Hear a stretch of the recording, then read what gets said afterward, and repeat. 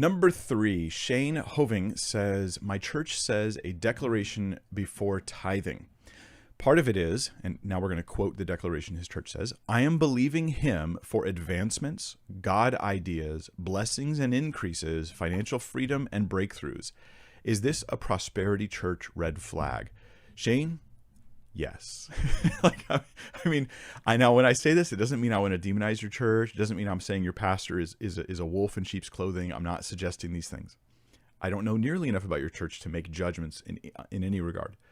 Is, however, this a red flag for the prosperity church and prosperity gospel and prosperity teaching stuff? Yes, it absolutely is. When I give my tithe to the church, and I don't think you have to give 10%. I think that rule is not necessary. I think Christians are supposed to give. We should support local ministries. We should support those who minister to us.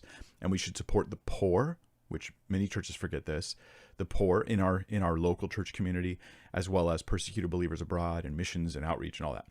But 10% is not a required number. Now, when you give, though, and you say I tithe $20 and I say, or I give $100, whatever it is, and I say, I am believing him, I'm believing God for advancements, God ideas, blessings and increases, financial freedom and breakthroughs. This is a deal I'm making. What I hear from this is, by me giving money, I am trusting that God's going to bless me with certain things. Like, I'm literally giving money to get from God. Giving in a biblical sense is different. I give because I trust God more than my money. That's beautiful and wonderful. But I give because then God has to bless me with prosperity. That is selfish, and that is not his kingdom. I'm literally it's like, imagine a lottery ticket where you knew you would win. That's tithing in the prosperity environment. Oh, you just gotta. I remember hearing a church. We went to a church in San Diego who will go unnamed. Plus, I don't remember their name.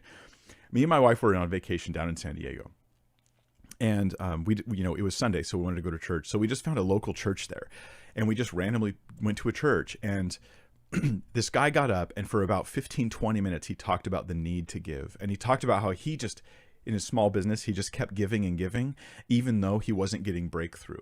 But he kept tithing and giving and giving. And finally, he's had, like this last year, he's had his best year ever. And he's had just windfall, whatever the term is, of money. And it's been going really well. So he encouraged everybody, make sure you tithe and don't give up and keep giving.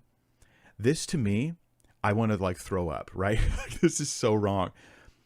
Giving to get makes money my goal instead of God my goal.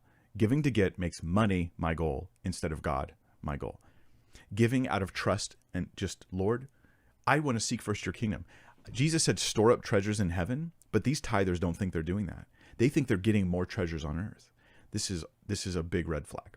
I'm believing. Plus, you do not have a biblical promise in context that says that you're going to get these advancements, God ideas, blessings and increases and all that. Yeah.